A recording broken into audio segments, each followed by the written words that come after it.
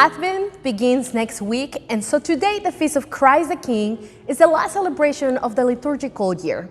At the end of the Church's year, we remember that Christ has taken up the absolute power of his everlasting kingship. Christ the King Sunday was started by Pope Pius XI in 1925.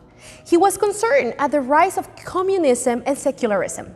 In today's gospel, we are presented with a paradox of power and kingship.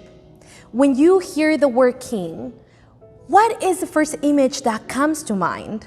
What kind of qualities or attitudes have that king you imagine?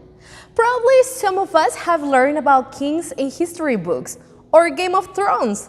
Regardless of the source, kings are to be ruthless, strong, wear the best clothes, drink the best wine, and have a big iron throne. In today's gospel, Jesus' throne is the cross. His crown is made of thorns. He has no scepter, but a reed is put into his hand. He does not have luxurious clothing, but is stripped of his tunic. He wears no shiny rings on his fingers, but his hands are pierced with nails. He has no treasure, but is sold for 30 pieces of silver.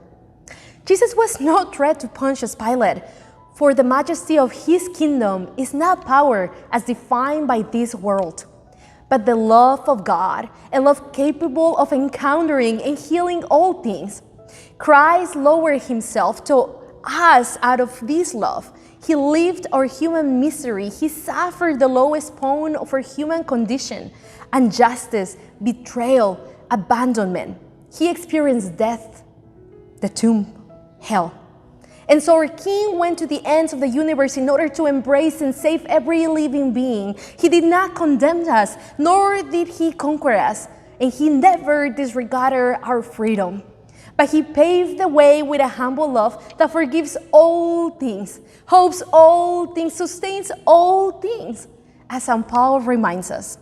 And this love alone overcame and continues overcoming our worst enemies, sin, death, fear. In 1928, Jose Sanchez del Rio's last words were, "Long live Christ the King." For a teenager, during times of persecution in Mexico, Christ was worth dying for because he recognized him as the king of his life. Today, let us reflect on what it means for us to follow a king whose kingship is not determined by power the way the world defines it, but by love, mercy, and justice. When facing the lies of this world about success and power, let us scream loud and clear, "Viva Cristo Rey!"